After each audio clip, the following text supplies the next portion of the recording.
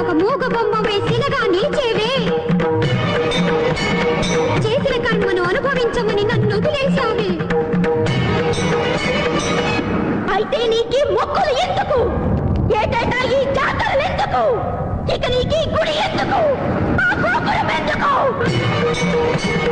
ఆగక పొంగేనా ఆక్రోశం అగ్నిగమా